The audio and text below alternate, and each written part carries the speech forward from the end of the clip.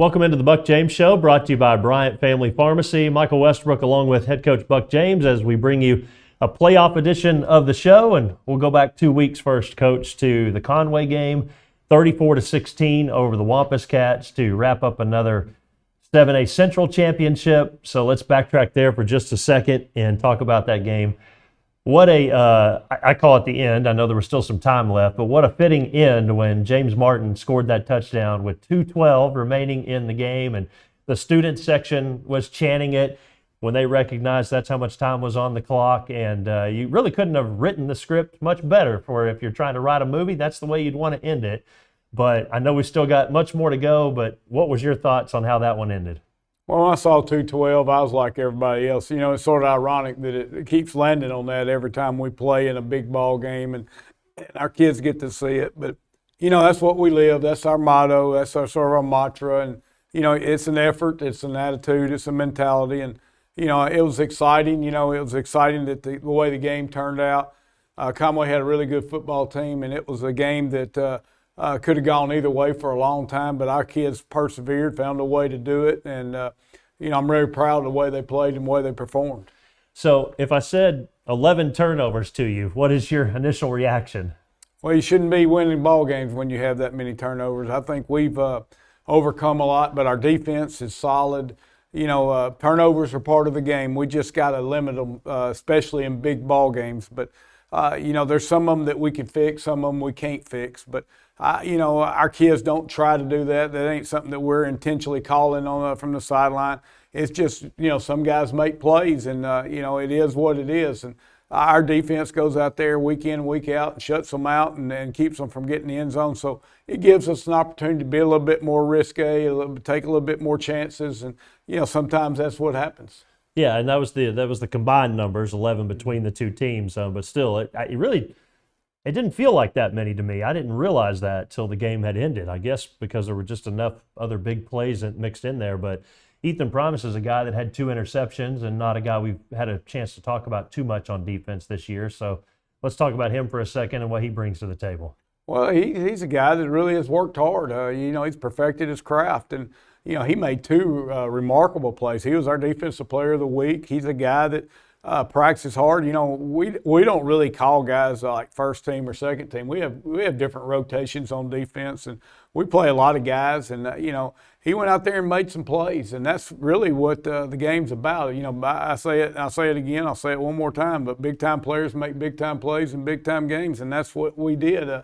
Ethan made some big-time plays at some critical moments. And, you know, a lot of times turnovers are like a punt, but sometimes you get great field position or you stop a big drive, and it gives you an opportunity to propel your team to win.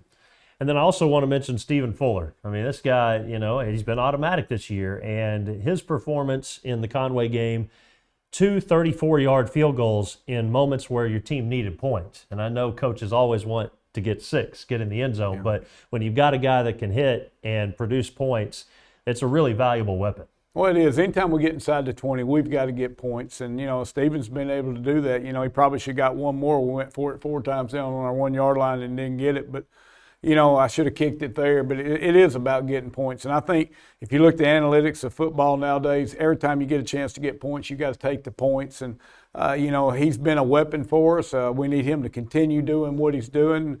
And, you know, we've got to get points, like I said, every time we get inside the 20. So what's practice been like? Last week you had the off week, the bye week, and then this week, what's the difference in the 2 weeks of practice? Of course, last week you didn't know who you were going to play, probably had a decent idea.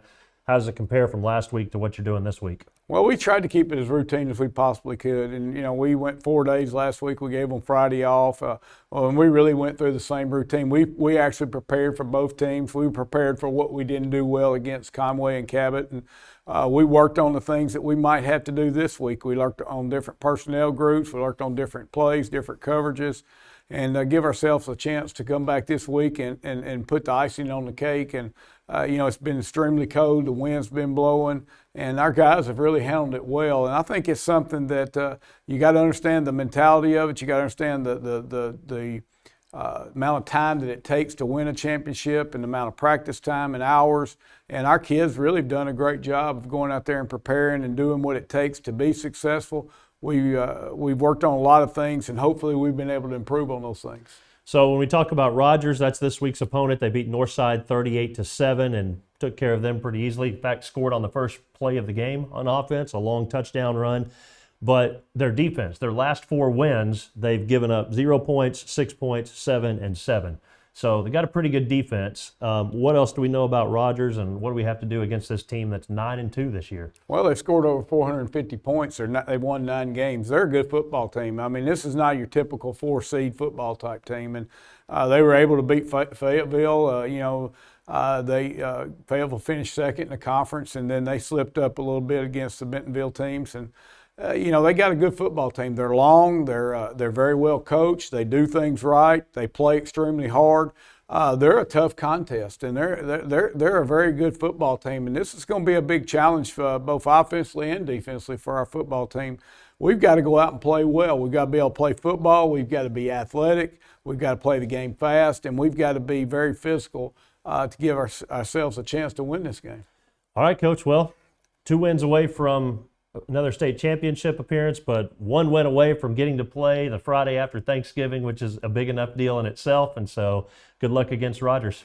I appreciate it, and I appreciate Bryant Family Pharmacy for putting this show on. And this is a great way to put our brand out there, both with our media department and our football team. And I appreciate everybody involved and all the students that do this to help our program, and very proud of the way that the students produce this and the way we go out about our business, and it's been a great experience. All right, thanks, Coach. Good luck, and hopefully we'll be talking to you in the next couple weeks. Thank you. All right, we got more to come on the pregame coverage. Kickoff right around the corner. It's the second round of the playoffs. Rogers and Bryant tonight from Hornet Stadium. Stay with us.